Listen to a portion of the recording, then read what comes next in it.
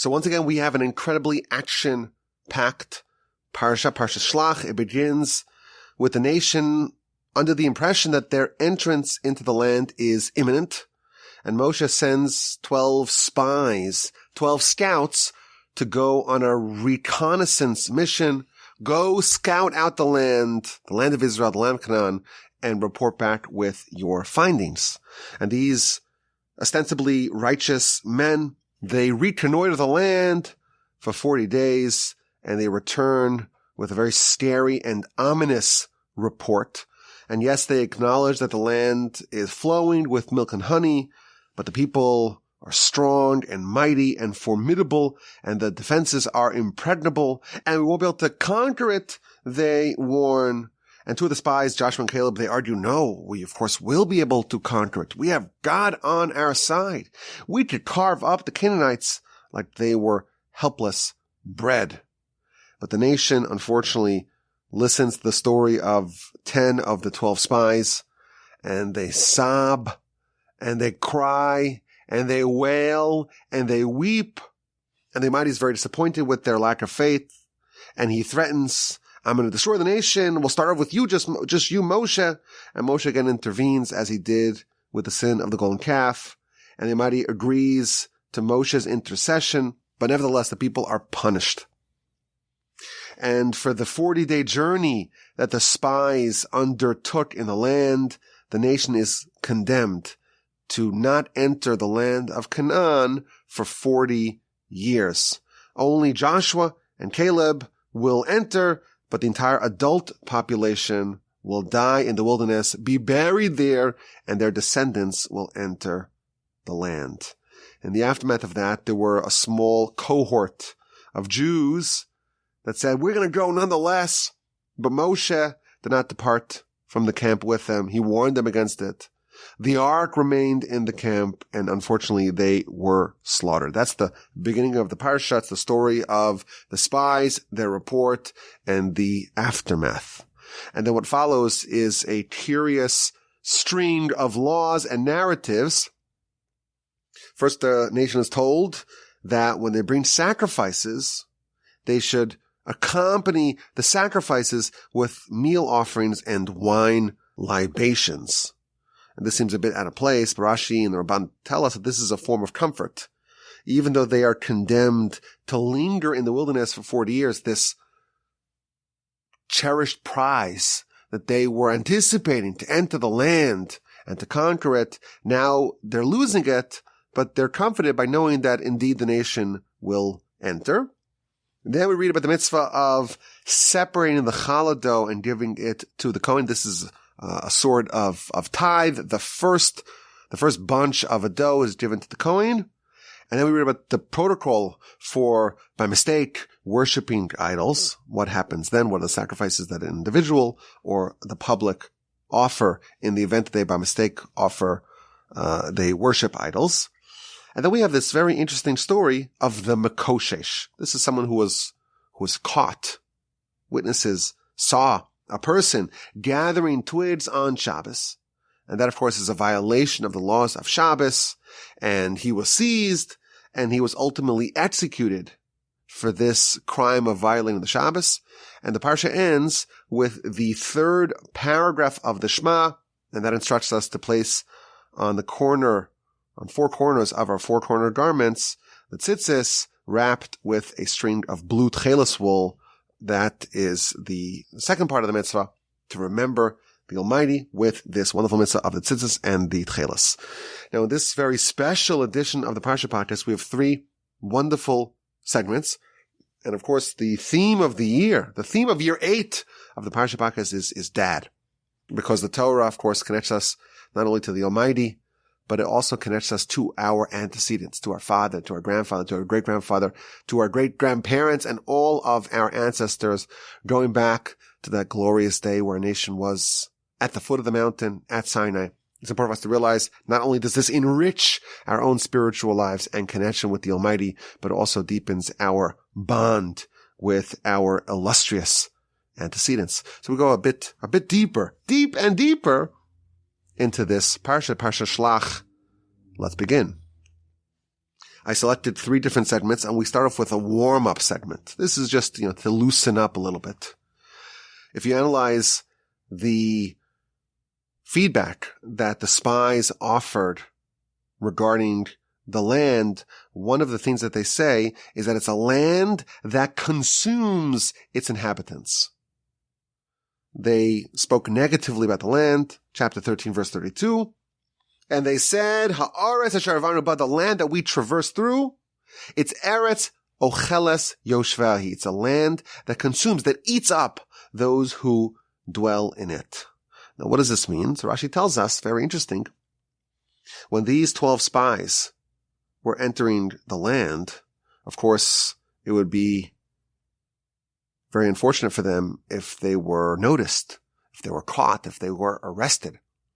The spies, it's not a welcome thing to the homeland, of course. So if they were arrested, if they were noticed by the indigenous population, that would spell doom for them. So the Almighty created this artificial pandemic, and wherever they went, all they saw were funerals. The people were so preoccupied with the funerals of their loved ones, they didn't notice these 12 Jews who were walking around and looking around and inspecting the defenses and so on. And, of course, this was a gift from the Almighty. It was a divine distraction. They might have distracted the inhabitants in order that they would not notice and perhaps arrest those spies who were foreigners who were examining the land. But they misinterpreted it as the land consumes those who live in it. It's a land that people just die left, right, and center. Everyone's dying. It's not a safe land. It's not a hospitable land. Everyone's just dying. The land consumes those who inhabit it. So this is idea number 1. Rashi tells us that even though they might have did them a favor, he was distracting the people that could have caused them trouble. They perceived it as being negative. So I think the lesson for us with this Rashi is that sometimes good news is perceived as bad news. And of course, we believe, the Talmud tells us, that everything that the Almighty does is for our benefit. So all bad news that we encounter, that we learn about, it's actually good news. Of course, it's sometimes hard for us to appreciate that. We have a very microscopic world view. We don't see the whole history in the big picture, but this is maybe an example of at least a lesson for us that the people, when they witnessed, everyone's just dying. There's just funerals everywhere. Funerals galore in the land of Canaan. It was actually for their benefit, but they misinterpreted it as being a negative attribute of the land. There are some other ideas about what maybe is a deeper interpretation or an alternative interpretation as to what it means that the land consumes those who inhabit it. Because even though these spies are wicked ultimately, and they're speaking negatively about the land, but it seems like what they said was actually true. The way they described the land was accurate. It was their commentary, their interpretation of what they learned. They said that it's unconquerable. That was their mistake. So when they described the land as the land consumes those who dwell in it, it was accurate. According to Rashi, it means that people were just dying, and that was, of course, not a negative quality about the land, but it was the Almighty intervening. But there's some other ideas as to what perhaps this may be hinting at. So listen to this. Idea number 1. The sources tell us when someone dies, the definition of death is the separation of body and soul. A human, when they're alive, they're a hybrid. They're a fusion. They are a chimera, where there's 2 parts within them, 2 elements, 2 competing identities within a single person, the body and the soul. And they are fused together. They are merged together. They're married together temporarily for their life, in their lifetime. And when they die, when a person dies, well, each one of those parts goes back to their respective origin. So the body goes back to its origin, which is the dust of the earth. And the soul goes back to its origin, which is up in heaven on high. And of course, what happens to the soul is very much determined by how righteous the person was in their lifetime. But it's very desirous for the soul to find a resting spot in heaven. And the sages tell us that so long as the body has not fully assimilated back to its original state, i.e. as dust, so the body is decomposing, it's being eaten up, so to speak, by the ground, until that happens, the soul cannot find its, so to speak, resting spot in heaven. It's still in limbo to a certain extent. And therefore, it's a great benefit for a person after they pass for their body to decompose and to be absorbed and eaten up by the ground, the physical body, as quickly as possible, because that enables the soul in heaven on high to find its resting spot sooner. So the commentaries tell us a different alternative, a deeper interpretation into this verse. Chapter 13, verse 32. Eretz ocheles yoshveh, it's a land that eats those who dwell in it. There's a quality in the land of Israel that it quickly consumes the bodies that are buried in it. It enables a person to swiftly shed their physicality, allow the body to be absorbed and integrated and assimilated into dust, and thereby facilitating that the soul in heaven finds its resting spot quicker. What an interesting idea. Maybe it's not so pleasant to think about. None of us like the thought of our body being gnawed at by the worms and the maggots and turning back into dust. That's an unpleasant thought for some of us to think about. But on a conceptual level, especially when we read the midrashic literature and the Kabbalistic literature that talk about the importance of the body going back to its source so that the soul can go back to its source, this is maybe hinted to in these words, the land of Israel. It's a desirous land to be buried in, and one of the reasons why perhaps is because it's an Eretz ocheles yoshveh. It's a land that very quickly eats up, chews up those who dwell in it, meaning the bodies. Idea number one. The Hasidic masters say another idea. Eretz ocheles yoshveh, a land that consumes those who sit in it. Yoshveh means to sit or to dwell. Yoshev means to sit or to dwell. The Hasidic masters tell us that the land of Israel is intolerant to stagnation, to stasis. You want to sit? You want to remain wherever you are on the spiritual totem pole? The land of Israel is not for you. In the land of Israel, it's a place of rapid ascension or, unfortunately, rapid decline. And maybe this is part of the message that the spies are conveying to the nation. It's a Eretz ocheles yoshveh. It's a land that consumes those who try to sit in it, who try to remain stagnant in it.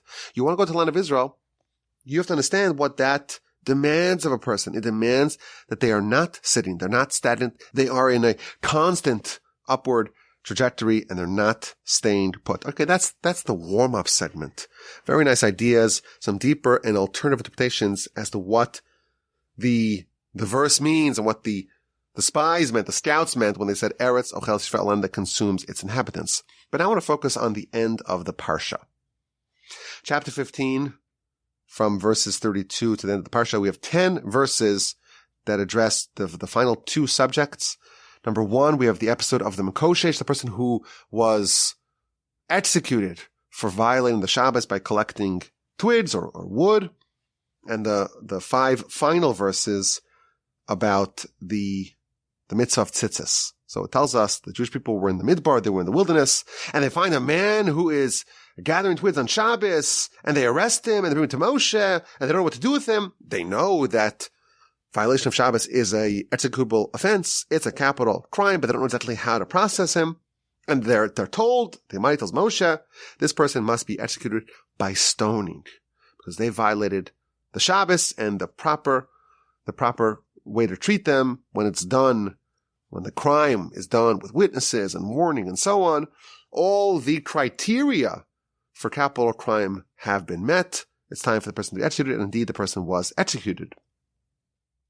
This is the second person who was executed for a capital crime in the wilderness. The first was the blasphemer at the end of Parshas Emor in the book of Leviticus. The person is gathering wood on Shabbos. The witnesses warn him. They seize him, and the person is executed. That's the penultimate section of the Parsha. And the 5 final verses, very famous verses. This is the third and final paragraph of the Shema. We say it twice a day, once in the morning and once at night. The Almighty tells Moshe, Daber el b'nei Yisrael, speak to the children of Israel. They should put tzitzis on the corners of their garments, and on the tzitzis they should wrap a string of techelis, which is a special blue dyed wool. And that should be their tzitzis. And they should see it and remember all the mitzvahs of Hashem. And they should do them. They should perform the mitzvahs. And they should not deviate after their hearts or after their eyes.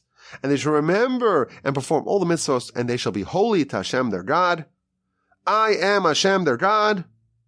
I took you out of the land of Egypt to be for you as a God. Ani Hashem Elokechem. I am Hashem your God. Let's analyze this end of the Parsha.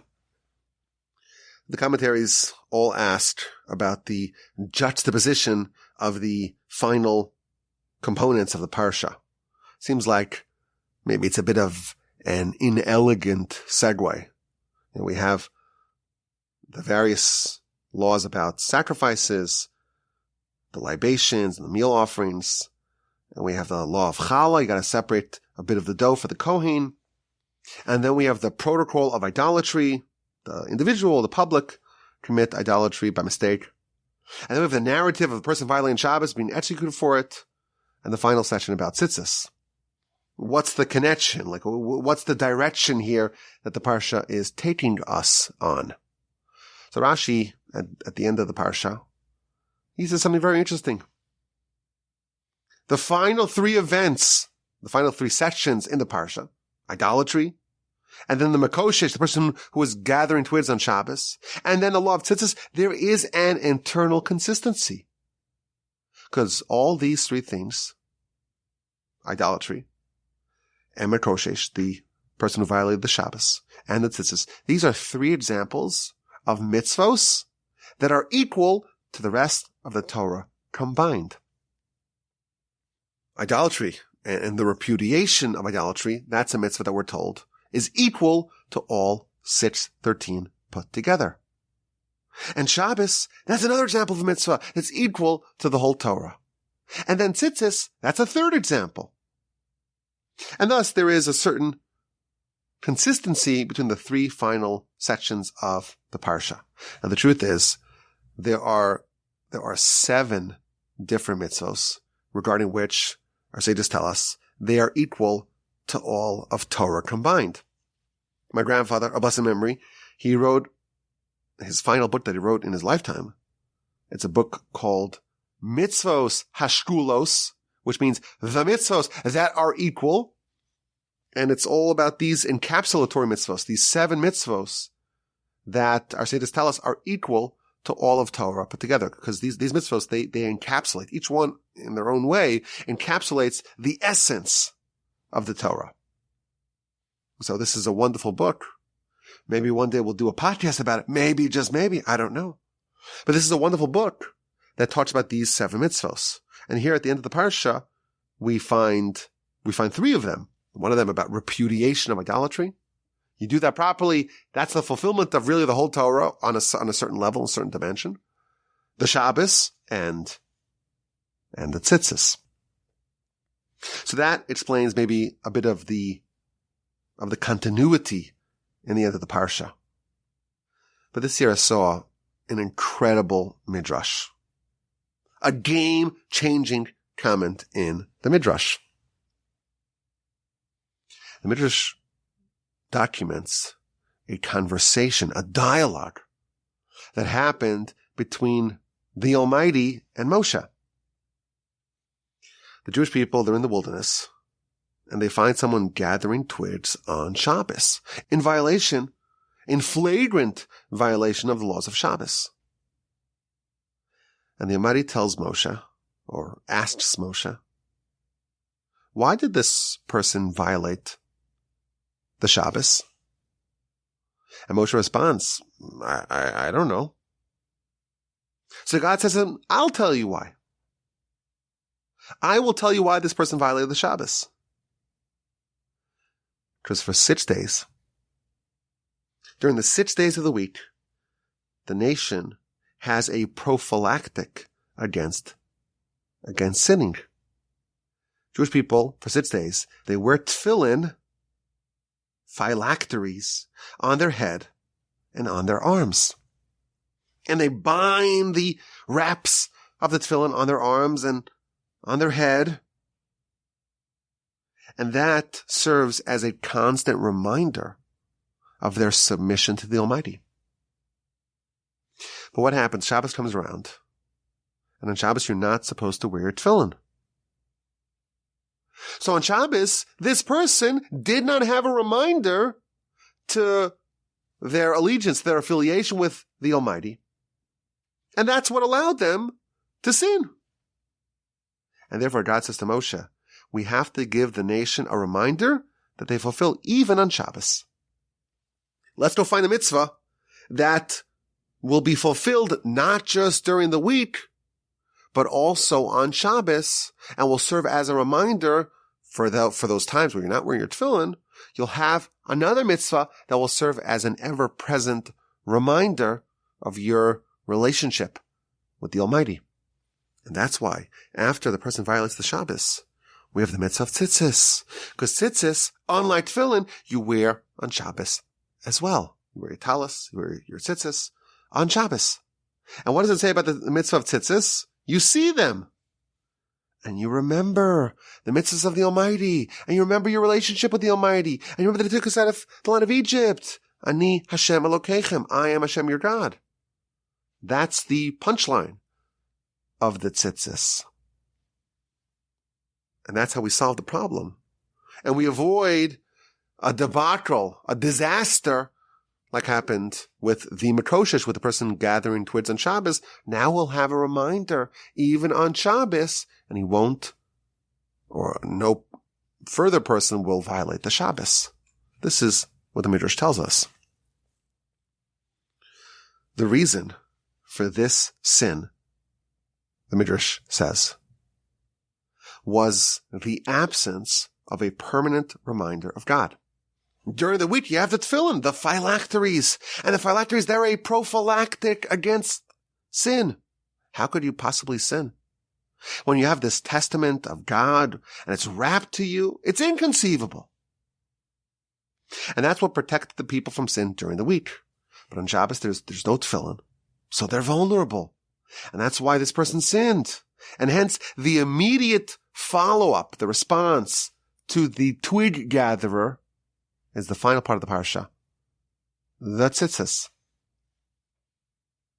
Now, there is some interesting symmetry between these two mitzvos. Just as the tefillin, we have the straps, and we wrap them around our arms, and we bind them to our head. Tzitzis, they also have knots. The strings are knotted together, 5 knots on each one of the strings. And that too is about symbolizing this bond that we have forged with our Creator, and we must not reject it, and we must not violate it. And of course, this is a fascinating interpretation of the verse and the continuity between the episode of the twig gatherer and the final part of the Parsha and the tzitzis.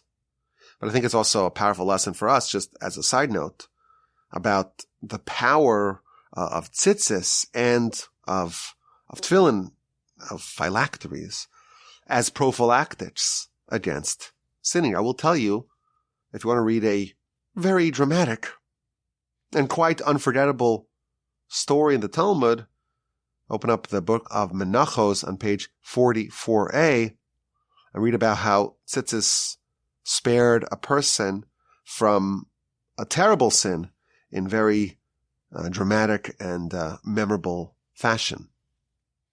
But this is a fascinating idea. After this disaster, this catastrophe of the person who violated the Shabbos, we're told the way to avoid it. And throughout the week we have the tefillin. Shabbos we don't have a tefillin, so we are given another mitzvah that will serve a similar purpose were given the mitzvah of the tzitzis. Now here's where it gets interesting. Who is this Mekoshesh? Who is this person who violates the Shabbos in our Parsha and is executed for it? So the Torah is moot on that question. The Torah doesn't tell us really anything. But the Talmud doxes him. That's a modern term. To dox someone. To reveal their identity. Talmud says that Rabbi Akiva revealed the identity of the twig gatherer. His name is Tzlafchad. Tzlafchad. Now Tzlafchad, that name appears in the Torah. At the end of the book of Numbers, we have a story where there are 5 women, all daughters of a man named Tzlafchad, who died in the wilderness. He died because of his sins in the wilderness. And they're trying to claim their father's ancestral lands. He has no sons. He has just daughters. What happens? The father dies, leaves no sons. Who inherits the ancestral lands? And the 5 daughters of Tzlafchad come to Moshe, and ultimately it's determined, the Almighty tells Moshe that in the event that a man has no sons, his ancestral lands go to his daughters. And the subjects of that interaction are the daughters of Tzlafchad. And Rabbi Akiva reveals to us in the Talmud, and he proves it from Scripture, that this Mekoshesh, the person who's gathering twigs on Shabbos, he is none other than Tzlafchad. Okay, that's interesting. But there's more. The Midrash tells us that this Mekoshesh, this Tzlafchad, this person who's gathering twigs on Shabbos, he was righteous, and he actually had noble intentions when he violated the Shabbos. What happened in the beginning of our Parsha? Jewish people were about to enter the land, and they just did some due diligence. They sent in some spies just to find out where the vulnerabilities are, to where the defenses are. Some scouts to go examine the enemy fortifications. And they come back with a bad story, and unfortunately it cascades, it elevates, it exacerbates, and before you know it, there's this decree. The nation's going to spend 40 years in the wilderness. They're like on the doorstep of entering the land, and suddenly they're told you'll enter in 40 years from now. So the people were dejected, and they felt that the Almighty was unfair. We have a deal here. You take us all out of Egypt. We accept the Torah, and we enter the land. And the Almighty, he rejected his part of the deal, they argued. If we're not going to enter the land, they reasoned, we're no longer obligated by our terms, by our side of the bargain, that we're going to observe his Torah. So there was an attitude that was prevalent in the wilderness following the events of the beginning of our Parsha. There was an attitude of maybe we no longer are obligated by the mitzvos, they're no longer binding. So in order to quell this opinion, in order to dispel this mistaken notion, this righteous man, name is Tzlafchad, he gathers some witnesses, and he says, look carefully what I'm about to do. And he willfully violates the Shabbos. And they warn him, don't do it. And he says, I don't care. I'm going to violate the Shabbos, and I want to be executed. And I'm going to make sure I check all the boxes that are needed for capital crime. The witnesses, they warn him. He verbally accepts the warning. I know that I'm doing a violation of Shabbos, and I know that I'm going to get executed, and I'm doing it nonetheless. And indeed, they bring him to court, and he gets executed. What happens to the rest of the nation? Everyone realizes, you better believe that the laws of the Torah are completely binding still. And this martyrdom almost of this Tzlafchad, it created a chilling effect on the rumblings that were in the camp. The Torah is no longer valid. It's obsolete. No longer can anyone claim that the Torah has reached the point of obsolescence, they witnessed everything. Everyone sees. Slavchad, he's been executed because he gathered twigs on Shabbos. The laws of Shabbos, the laws of the Torah are still very much in effect. So we have this interesting backstory here. We have this, can we call him a righteous person? It's hard to know because he's righteous. He had noble intentions, but he also violated the Shabbos. And he died in order to reinforce the sanctity and the immutability of the Torah and of Shabbos. And then at the end of the book, his daughters are going to make some very consequential appearances, and they're going to be the ones who teach us or who are used as the vehicles to teach us an important law about the inheritance of ancestral lands. Now we find out even more about this Slavchad character. Now listen, this year, year 8, the Parsha podcast is going to be deep and deeper. So you have to forgive me if this goes in a little bit of an unusual and surprising way. The Kabbalists tell us that this person, Slavchad, he makes another appearance. He is going to be reincarnated as a very righteous person. And he's going to be given the opportunity to fix what he corrupted by violating the Shabbos. Yes, he had noble intentions. Noble intentions are great, but he violated the Shabbos. He's going to be brought back, reincarnated, and be put in a situation where he has to choose whether or not to violate the Shabbos. And he's going to overcome it and thus rectify and cleanse and fix and purge the flaw in his soul that came with the violation of Shabbos.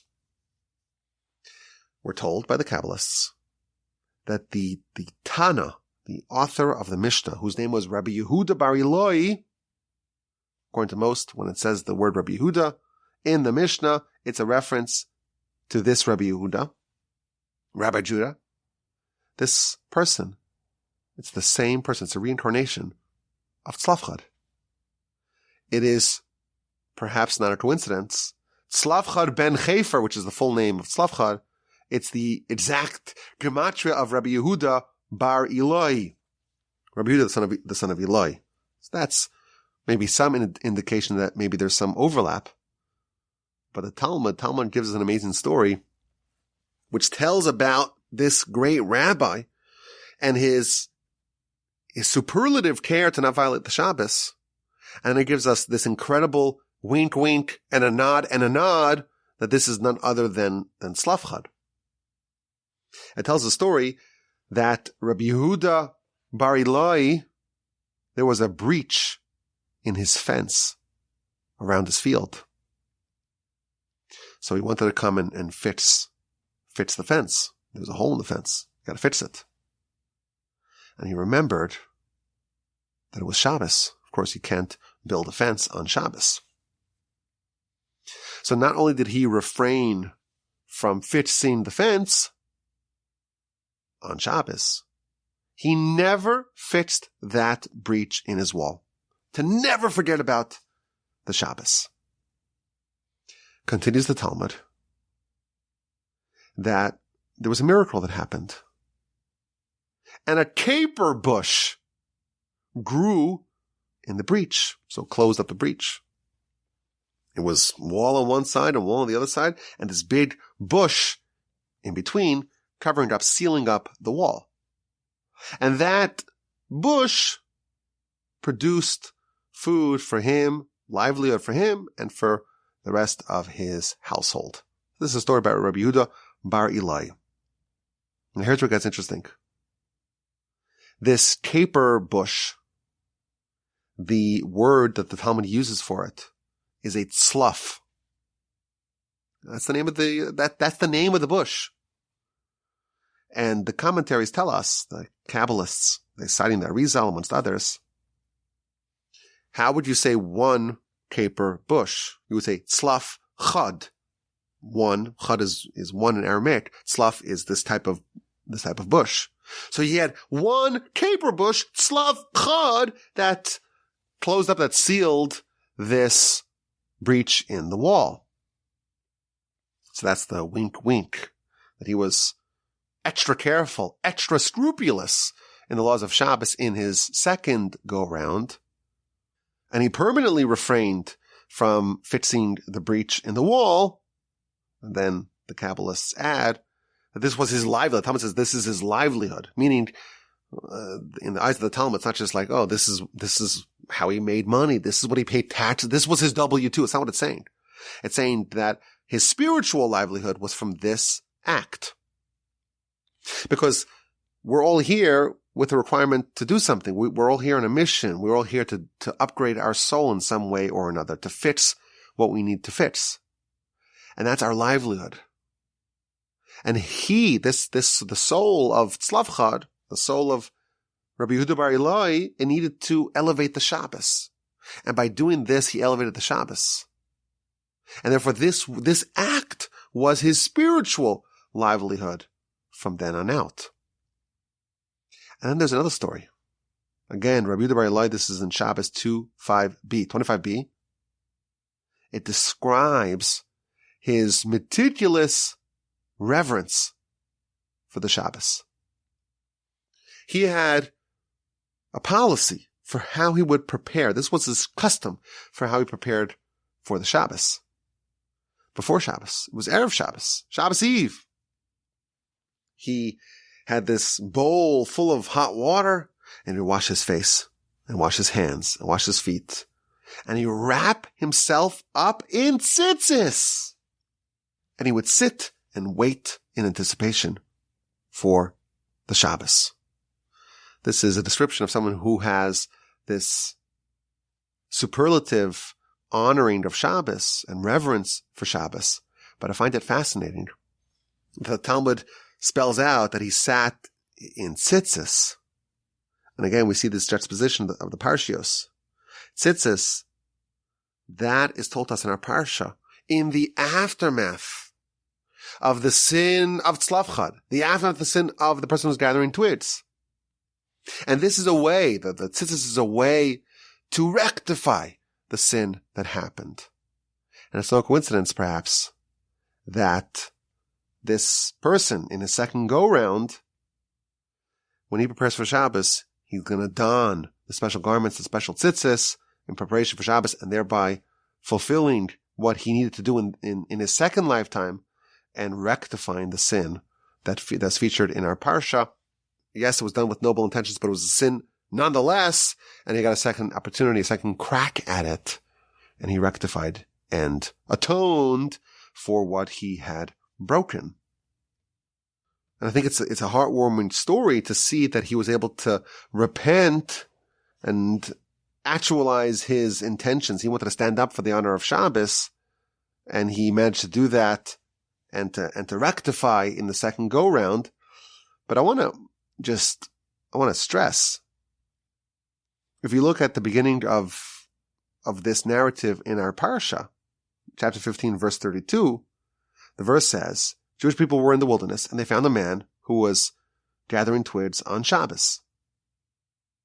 And Rashi, in his commentary, he says that this is a disgrace for the Jewish people, because they only observed the first Shabbos in the wilderness, and in the second Shabbos in the wilderness, this person came and violated the Shabbos. And there's a bit of a frightening observation. Jewish people kept the first Shabbos in the wilderness. When it came to the second Shabbos in the wilderness, that's when the event of the Mekoshesh, the person that we know as Tzlavchad, who came later on as Rabbi Yehuda Bar Ilai in the times of the Mishnah, about 2,000 years ago. That's when he came and violated the Shabbos. And of course, he had his noble intentions. And this was almost like a martyrdom. He wanted to die in order to dispel any misconceptions about the laws of Shabbos and the laws of the Torah more broadly not being applicable. So we may look at him as a hero, perhaps hard to say as a hero of the Shabbos, but he's a martyr of sorts. Rashi tells us that the first Shabbos in the wilderness, it was observed properly. This person, Slavchad, the Makoshesh, the person who's gathering to us on Shabbos, he violated the second Shabbos in the wilderness. And the frightening observation is that the Talmud tells us that if the Jewish people, if we only observed 2 Shabboses in a row and we followed all the laws, that's all it takes to ensure that we have redemption. We arrive at what we call Messiah. What does it take? The whole nation observing 2 Shabboses consecutively. That's all it takes. And here Rashi tells us that as a result of this slavchad, of this person's violation of the Shabbos, they only kept 1 Shabbos in the wilderness, not the second. It's implied from this that had slavchad, or whatever you want to call him, the person who violated the Shabbos, had he not done it, the nation would have secured 2 weeks in a row with no violation of the Shabbos. And they would have transitioned to the next epoch of history. They would have arrived at the universe of Messiah of redemption, and all of our nation's sufferings for the last 3,300 or so years, it all could have been avoided. And yes, he had noble intentions, but think about what he wrought with this noble intentions. Everyone knows what they say about noble intentions, right? We have to heed and hearken to the Almighty and not be too clever or too cute like he was, because after all, if he had just avoided doing what he did, and yes, he had his calculations, but those were his calculations. That was not the will of the Almighty. And that is a terrible shame and very unfortunate. Of course, it's a lesson for us. Sometimes we have all these clever ideas and clever notions and creative reasons why we should do something which is in violation of the will of Hashem, and that's not what we're supposed to do. Listen, he's a special person. He's righteous. He has a legacy in the Torah, and certainly once you open up the Kabbalistic literature, you find very nice things about him. He is righteous, and he was noble, and his intentions were completely pure. But still, he violated the Shabbos, and that is unconscionable. Let's get to segment number 3. We have tzitzis. I'm sitting here in the Torch Center, and I have a custom to wear my tzitzis outside. I'm holding them in my hands. And my tzitzis, I could see them whenever I look down, I could see them dangling, these fringes. And I'm fortunate enough to also have the tchelas as well. I got the white strings, and I got the blue strings as well, in fulfillment of this mitzvah. Some people today who only wear white strings because they're not convinced that the blue strings are either real. There's a whole story behind it. Most of y'all know the story. It was rediscovered, and some people have some quibbles with it. But this is a mitzvah that we read about every day, multiple times. It's in our Parsha. We have tzitzis. What a beautiful mitzvah. And now we also learned how tzitzis is a prophylactic against sinning.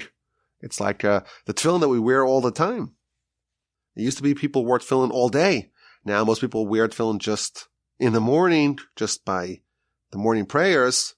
You wear tzitzis the whole day, even sometimes into the night, even though it's not obligatory to wear tzitzis at night. We have this incredible opportunity, this incredible force to remember the Almighty at all times. We got the white strings, and we have the blue strings. And the commentaries tell us that the special blue string, the tchelas string, it's full of all sorts of insights and meaning and lessons and symbolism. For example, we like to cite the Sefer HaChinuch, which is a book that goes through the 630 mitzvos in the order in which they appear in the Torah. And he says something very beautiful about the tzitzis. We have the white strings, and that is symbolic of the body. And we have the blue strings, the tchelas strings, and that symbolizes the soul. Because the blue, the Talmud tells us, it's the color of the sea, and the sea is the color of the heavens, and the heavens remind us of the holiest parts of the heavens, and that's where our soul comes from. And thus, we have this duality on our tzitzis, on the strings. We've got the white strings, that's the body, and wrapped around them is the blue strings. And that's to remind us that we have to make sure that we bind and tie the blue strings on top of the white ones, because we have the body and the soul, and those two are competing for primacy within a person. And we take the blue strings and we wrap them around the white strings to indicate that the soul, which is symbolized by the blue strings, it is superior and it is dominant. That's one idea. But the Talmud that he cites, it's a very fascinating teaching in the Talmud. The Book of Sota, on page 17a, why do we have this special color on our tzitzis? Why do we have this tchelas, this blue string on our tzitzis? Why are some of the strings dye blue? So the Talmud tells us, because this color is similar to the sea, and the sea is similar to the heaven, the firmament. And the heavens, well, that's similar, on some level, to the throne of God. And that's when you see the tzitzis. The verse tells us, you see it. You're supposed to remember God. How do you remember God? Well, you see the blue string. And blue, well, what else is blue? The ocean is blue. Oh, the ocean's blue. Well, what else is similar to the ocean? What's the heavens? The heavens, they're blue. Oh, I'm thinking about the heavens. I'm going to think about the heavenly throne. And that's how I remember God. That's what the Talmud tells us. And the commentaries all puzzle over this. It seems like there's a bit of a circuitous route. The blue string doesn't remind you of God, but it reminds you of the sea. And when you think of the sea, maybe remember the heaven. And you think of the heaven, that's maybe a good time to think about the throne of God. The Midrash has an even more elaborate journey. It says that the tcheles, it reminds you of weeds, which reminds you of the sea, which reminds you of the heaven or the firmament. And that reminds you of rainbows, that reminds you of the clouds, that reminds you of the throne. And finally, it reminds you of the honor of God. Again, it's a very unusual story, a multi-stationed elevation, so to speak, from us getting, looking at our tzitzis, looking at the tchelos, the blue string in our tzitzis, and remembering God. So one idea that the commentaries tell us is that the Talmud does not advise us to say, oh, look at your blue string and remember God. That's not what it says. Because you don't just leap from your tzitzis, from your tcheles, the blue string in the tzitzis, you don't just leap directly to God. You have to do things in a proper order. We think of our ascent, our spiritual ascent like that of ascending a ladder. Jacob has the dream and he sees the angels ascending the ladder and descending the ladder. That is emblematic of how we're supposed to ascend our way to heaven. You go one step at a time, one rung at a time. So you don't just leap directly from the tcheles to God. You can take one step up, one step up, one step up, and eventually you'll arrive at the zenith. I want to expand on this idea. I've been asked a few times in my career as a rabbi, you get all sorts of questions. Of course, you can email me, rabbi@warbijim.com, if you have a question that you'd like to pose. One of the questions that I get is, how do you make the tcheles? How do you make the blue dye that we use to make the blue strings in our tzitzis?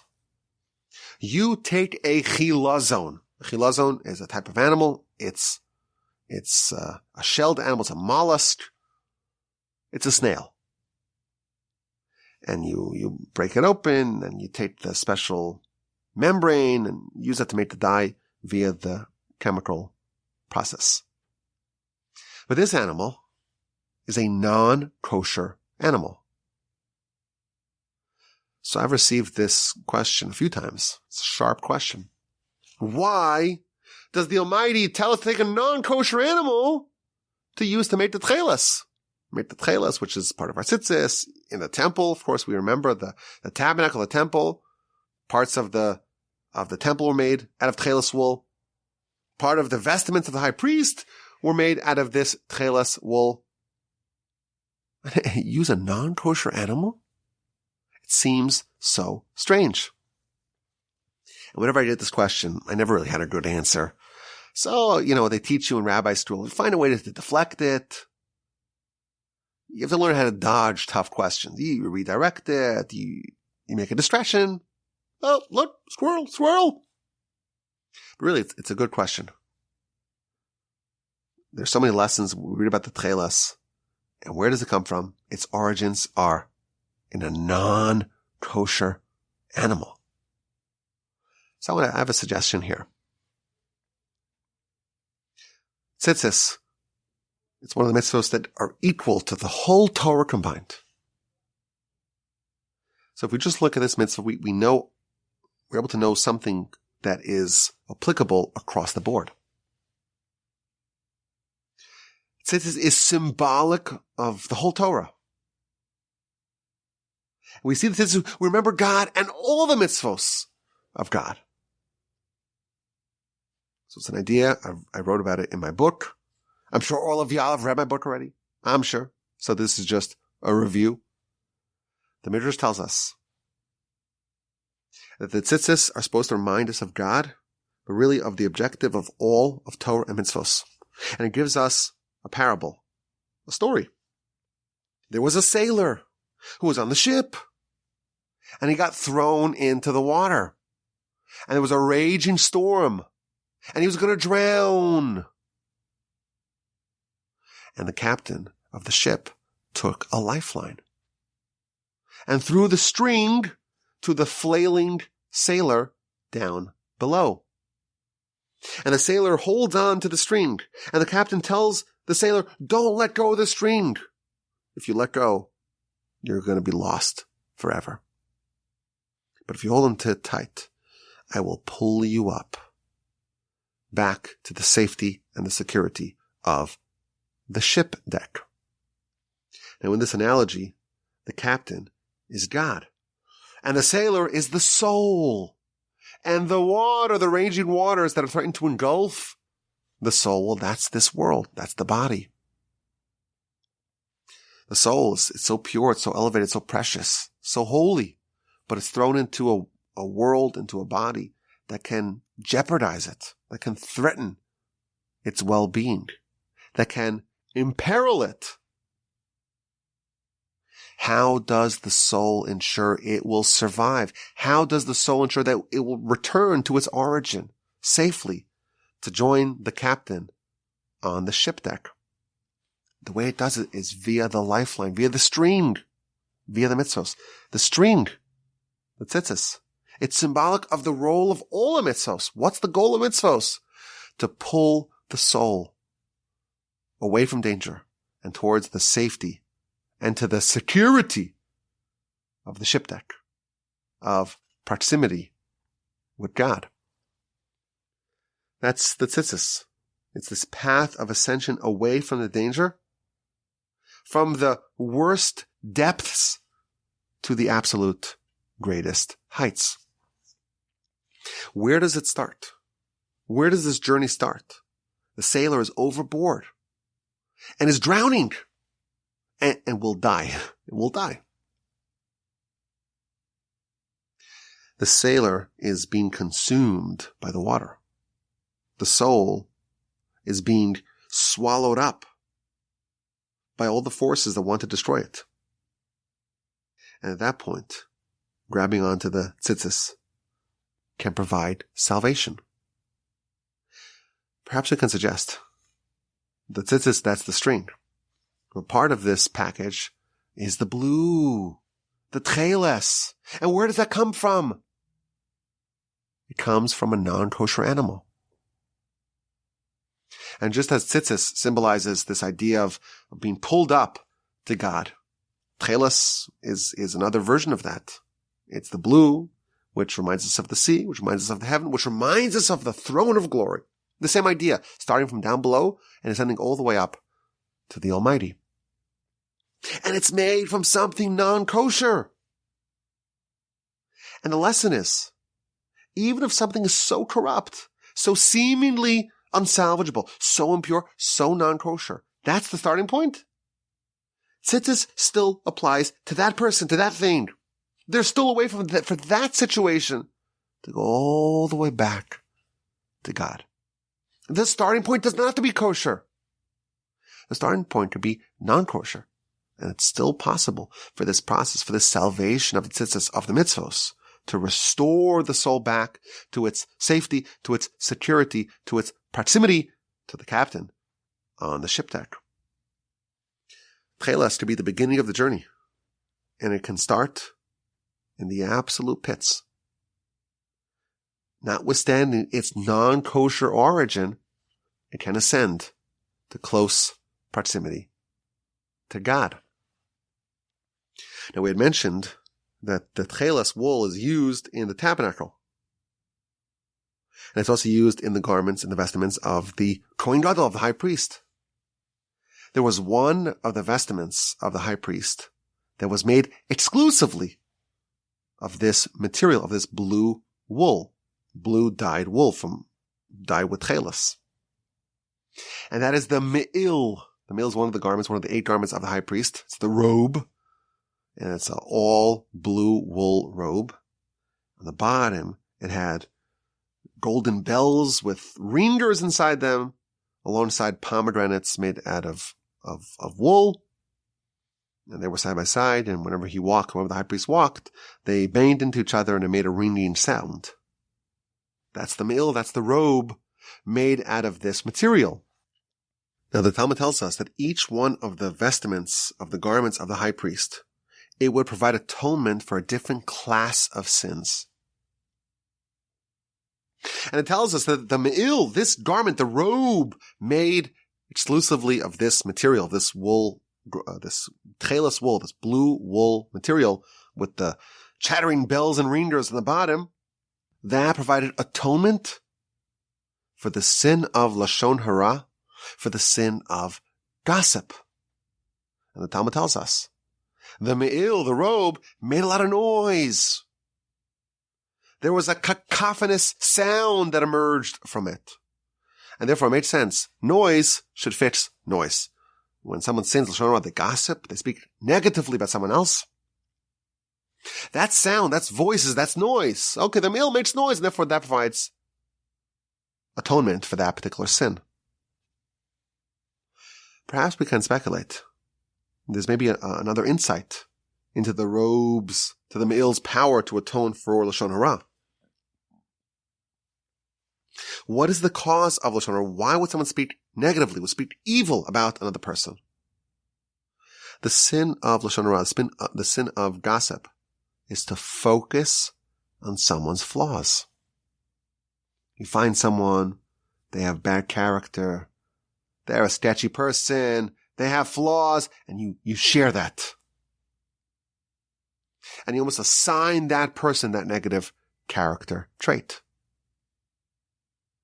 The me'il, the robe, is made out of tchelas. It's made of this blue dye that originates in a non-kosher animal.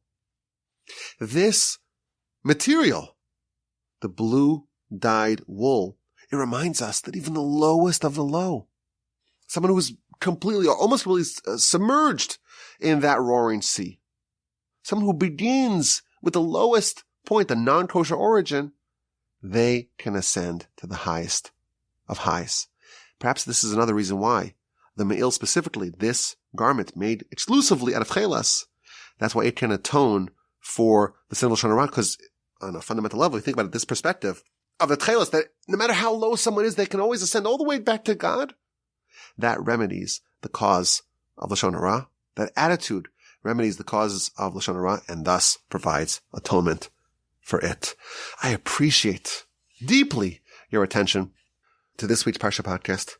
Again, I'm sitting by myself in the Torch Center here in Houston, Texas, but I know that you're listening and I appreciate that you listened all the way to the end. I always say that most people, they stop listening halfway through, but then I get angry emails, rabbi.com. No, I listened all the way to the end. That's my point. You listened to the end, but maybe someone else didn't. But I know if you're listening right now, you definitely listened all the way to the end, and I appreciate that. Thank you for your attention and for your listenership and for your wonderful support of the Parsha podcast and the great work of Torch. Send me an email, rabbi.com. Have a wonderful rest of your day. Have an elevating and inspiring and productive rest of your week, and have a sensational, uplifting, powerful, and invigorating Shabbos upcoming. And please God, with the unending help of the Almighty, we will gather together again next week for another installment of the Parsha podcast. And again, my email address is rabbiwolbe@gmail.com.